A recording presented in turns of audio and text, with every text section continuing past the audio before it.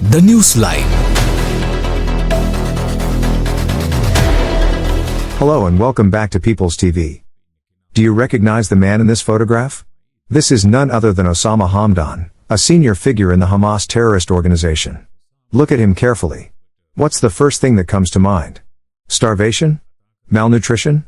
Food shortages? Unlikely. Now examine how Al Jazeera presents the same man.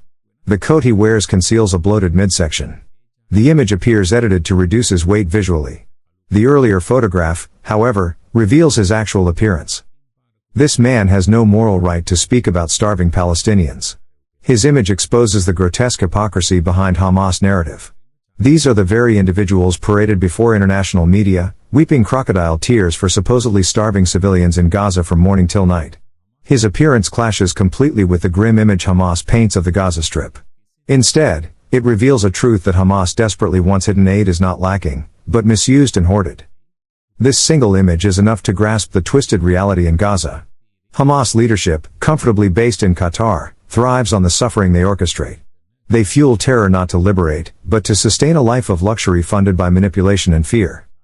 Imagine a family where the father looks well-fed while his children waste away from hunger. Only two explanations exist: either the children are terminally ill, or the father is a selfish brute robbing his own family.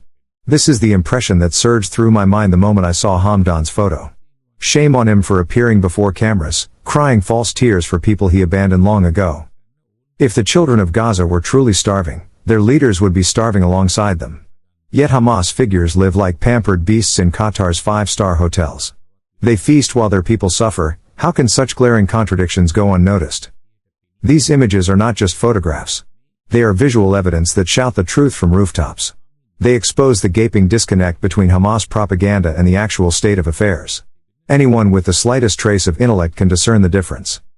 In a previous video, we presented verified statistics and visuals showing that food and humanitarian aid reaching Gaza could sustain the population for over 50 days. Financial aid alone could support basic needs for more than a year and a half.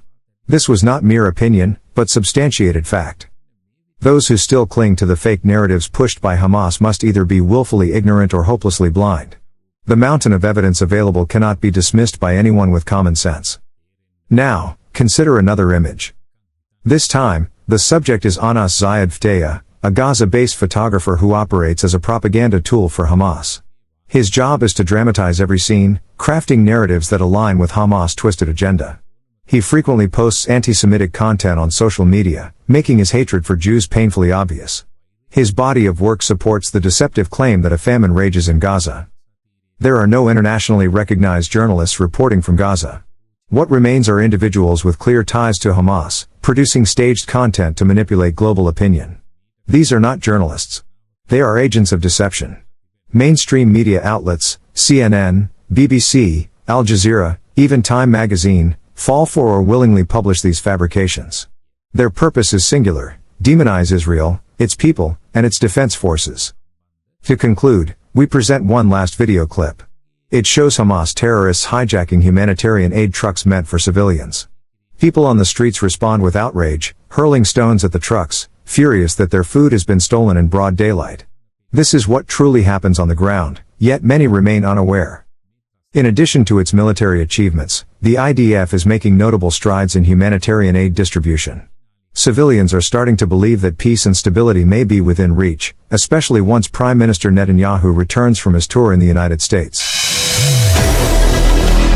Subscribe us for more details.